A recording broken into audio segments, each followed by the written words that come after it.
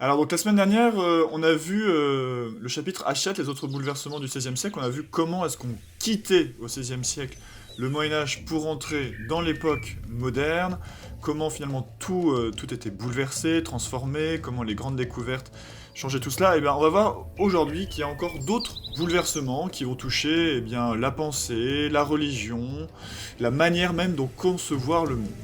Alors le premier de ces bouleversements, c'est ce qu'on appelle l'humanisme et la rupture de la science. Alors tout d'abord, donc c'est quelque chose qui concerne en fait finalement la pensée, comment est-ce que les gens réfléchissent. Alors qu'est-ce que c'est que l'humanisme? Pour comprendre ce que c'est que l'humanisme, on va partir d'un exemple. Cet exemple, c'est quelqu'un qui s'appelle Erasme. Erasme, c'est quelqu'un qui a fait énormément d'études au XVIe siècle, et c'est un passionné de latin, de grec. Et lui, ce qui l'intéresse, c'est pas d'être un homme de prière, c'est pas d'être un homme de Dieu, mais c'est vraiment de connaître les choses, c'est de connaître l'homme, et pour ça, il va donc lire des auteurs anciens de l'Antiquité, et il va aussi faire beaucoup de voyages. C'est un grand voyageur, il veut connaître les hommes, il parle plein de langues différentes, et donc alors qu'il est des Pays-Bas, il va voyager partout, en Angleterre, en France, il va rencontrer d'autres personnes qui ont fait des études, qui comme lui connaissent bien le latin, le grec. Il va aussi faire des voyages en Italie, dans le sud de la France, en Suisse, en Alsace, également dans toute l'Allemagne. Donc c'est vraiment un très grand voyageur qui a donné d'ailleurs son nom à un programme d'échange d'étudiants en Europe. Et puis quelqu'un comme Erasme, c'est aussi quelqu'un qui a accès à beaucoup de livres. Pourquoi? Tout ça c'est grâce à l'imprimerie qui a été inventée par Gutenberg. Et il recherche des livres partout en Europe. Et aussi, il va voyager et rencontrer beaucoup de personnes dans les universités. Donc ça, c'est ce qu'on appelle l'humanisme.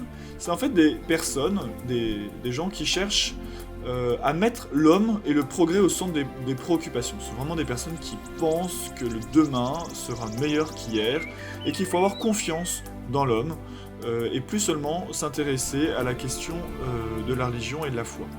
Alors il y a aussi un autre bouleversement, c'est au niveau de la science. En effet, pendant des siècles, on a pensé que la Terre était au centre de l'univers. Après tout, Dieu avait créé le monde pour les chrétiens, et il avait forcément mis la Terre au milieu, puisque il crée, il crée la Terre en premier. Donc, c'est ce qu'on appelait le géocentrisme. On met la Terre au centre. Géo, la Terre, le centre, au centre. Et bien ça, c'était la conception qui existait dans l'Antiquité, avec quelqu'un qui s'appelait Ptolémée. Bien tout ça, ça disparaît. Et au contraire, on a un astronome qui s'appelle Nicolas Copernic qui va développer ce qu'on appelle l'héliocentrisme. Hélio, ça veut dire le soleil, et donc qui est au centre. Et en mettant le soleil au centre, et en mettant finalement la Terre comme un simple satellite du soleil, il va découvrir qu'en fait on peut beaucoup mieux calculer les trajectoires des planètes, des étoiles, et en fait ça va totalement révolutionner la vision qu'on a du monde. Donc, deux petits mots qui sont à retenir. Ce que c'est que le géocentrisme, c'était la conception qu'on avait dans l'Antiquité et au Moyen-Âge de la vision de l'univers, et héliocentrisme, c'est la conception selon laquelle le Soleil est au centre de l'univers, et donc ça c'est la vérité que la science montre au XVIe siècle. Alors autre bouleversement important, c'est au niveau de la religion. Je vous ai parlé que Erasme cherchait à mettre l'homme au centre, à ne plus s'intéresser seulement à la religion, et bien ça va avoir des conséquences sur la manière qu'on a de croire en Dieu. Alors pour comprendre tout ça, il faut parler d'un homme, encore une fois, qui est très important, qui s'appelle Martin Luther. Alors qui est Martin Luther? Martin Luther, c'est un Allemand, et il vit donc dans ce qu'on appelle le Saint-Empire romain germanique. Alors c'est un homme de Dieu, c'est quelqu'un qui est moine, augustinien, bon, et c'est quelqu'un qui a fait beaucoup d'études. C'est quelqu'un qui connaît bien la Bible, le Nouveau Testament. Il est même devenu enseignant, c'est-à-dire qu'il enseigne d'autres religieux à connaître Dieu. Mais il est jamais satisfait finalement de ce qu'il lit, de ce qu'il enseigne, de ce que l'Église dit. Notamment, il se pose la question: comment est-ce que je fais pour vraiment être sauvé par Dieu? Comment est-ce que je peux être sûr que j'irai au paradis? Alors, un jour, il va aller à Rome, et comme c'est ses supérieurs qui l'ont envoyé là-bas, et il est vraiment choqué par ce qu'il découvre à Rome. Donc Rome, c'est la capitale à l'époque de l'Église catholique, c'est la ville du pape, c'est vraiment le centre du monde catholique. Et à Rome, qu'est-ce qu'il découvre? Il découvre qu'il y a des chantiers, un chantier fabuleux d'une nouvelle basilique qui s'appelle Saint-Pierre de Rome, qui va devenir la plus grande église du monde, et se rend compte que, en fait, cette église est construite avec l'argent des fidèles, avec l'argent des catholiques, et avec ce qu'on appelle un trafic des indulgences. Alors qu'est-ce que c'est qu'une indulgence ? Une indulgence, c'est ce qu'on appelle en fait une remise de peine. En fait, c'est un moyen pour les catholiques d'aller plus vite au paradis, et en fait souvent ils donnaient de l'argent, et en échange de ça, l'église catholique leur disait « Eh bien vous irez plus rapidement aux catholiques ». Il y avait même un moine à l'époque qui disait « Sitôt que sonne votre bol, du feu brûlant, l'âme s'envole ». L'idée que dès qu'on donnait de l'argent, ça permet à l'église, ça permettait d'aller plus vite au paradis. Et donc, Martin Luther est scandalisé par ça, il se dit non, c'est pas ça la vraie foi.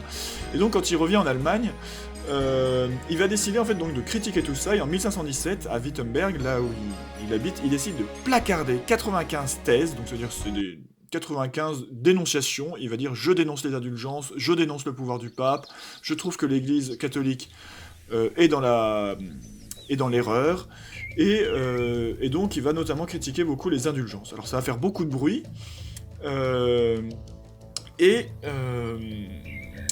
donc il va avoir beaucoup d'ennuis, donc il va être condamné par l'empereur du Saint-Empire romain germanique, qui n'est autre que Charles Quint, et excommunié, ça veut dire rejeté de la communauté des catholiques par le pape. Mais il a des appuis, puisqu'il va avoir l'aide d'un noble allemand, le comte de Saxe, qui va l'accueillir dans son château qui s'appelle la Wartburg. Et là, à la Wartburg, il n'a pas grand-chose à faire, et il va faire une œuvre très importante pour les chrétiens et aussi pour l'allemand, puisqu'il va traduire la Bible du latin en allemand. Jusqu'à présent, on ne pouvait pas lire la Bible dans une autre langue que le latin, or plus personne ne parlait latin, il y avait seulement ceux qui avaient fait des études, et donc il va traduire en allemand pour que tout le monde, même ceux qui n'ont pas fait des études religieuses, finalement que tous les laïcs c'est ceux qui ne sont pas prêtres, puissent aussi avoir accès à la Bible et puissent se rendre compte que l'Église catholique a fait plein d'erreurs, a fait des erreurs dans sa manière de présenter la foi chrétienne. Alors, dans les années qui vont suivre, il va continuer à protester, à se plaindre de l'Église catholique, à tel point qu'il va créer ce qu'on appelle la réforme protestante. Protestant, parce qu'il protestait contre ce que disait l'Église catholique, et réforme parce qu'il veut changer les choses. Alors, il va changer les choses de plein de manières. Lui qui était moine célibataire, il va se marier, et puis il va aussi développer des idées un peu différentes de l'Église catholique. Alors, là, on va voir ce que c'est que la réforme protestante. Alors, la réforme protestante, c'est quelque chose qui parle donc d'Allemagne, plus précisément de Wittenberg, et qui va aller dans plusieurs villes. C'est-à-dire ça va pas seulement rester en Allemagne, ça va toucher tout d'abord la ville de Genève. De Genève, ça va aller aussi en France, dans le sud de la France. Et puis il va aussi avoir un autre foyer de l'humanisme, ça va être à Londres, où là ça va être diffusé dans toutes les îles britanniques. Alors on va avoir 3 principaux foyers de réforme qui vont imiter Martin Luther. Donc Martin Luther, un foyer donc de réforme en Allemagne, un autre ça va être Jean Calvin, donc lui ça va être celui qui est en Suisse, à Genève, qui va développer des idées un peu différentes de Martin Luther, mais tout en critiquant autant l'Église catholique. Et puis 3e foyer de réforme, c'est Henri VIII. Henri VIII, c'est le roi d'Angleterre.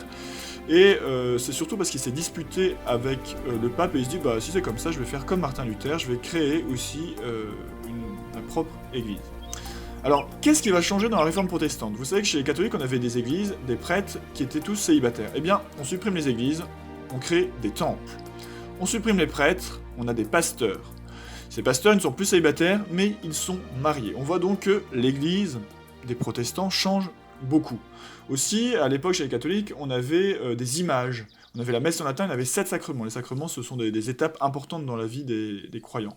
Les images sont supprimées, on ne garde que la croix. Parce que ce qui est important, c'est seulement le Christ, c'est Jésus, c'est Dieu. Pas besoin d'images, de saints, ces modèles des croyants. Plus de messe en latin, il faut comprendre ce qui se passe. On fait un culte qui se fait en allemand, si on est en Allemagne, en français, si on est en France.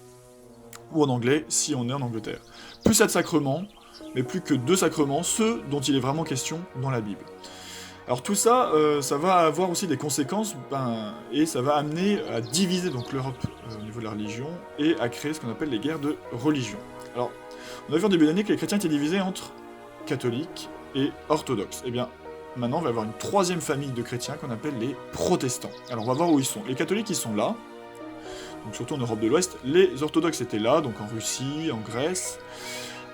Et donc, on va voir donc ensuite 3 familles de protestants. Donc, les luthériens, ceux qui ont suivi les idées de Martin Luther, surtout donc en Allemagne et dans le nord de l'Europe. Ensuite, on va avoir ceux qui ont suivi les idées de Jean Calvin, donc en Suisse, dans une partie de l'Allemagne, en Écosse, aussi en France. Et on va avoir donc les anglicans, donc ceux qui ont suivi Henri VIII, et ça va être seulement en Angleterre. Donc on voit qu'on a finalement une bonne partie de l'Europe de l'Ouest qui devient protestante. Et donc en fait, dans les zones où il y a à la fois des protestants et des catholiques, il va y avoir des conflits très importants, donc en France, en Allemagne, et le plus important, ça va être celui de la Saint-Barthélemy, donc ça va avoir lieu en 1572, ça part de Paris, et c'est un massacre terrible entre 10 000 et 30 000 protestants qui sont tués par des catholiques. Alors il y avait aussi des massacres de catholiques par des protestants, mais celui-là a beaucoup marqué l'histoire. Et donc ça nous montre donc c'est le dernier des différents bouleversements qu'a connu l'Europe et le monde au XVIe siècle.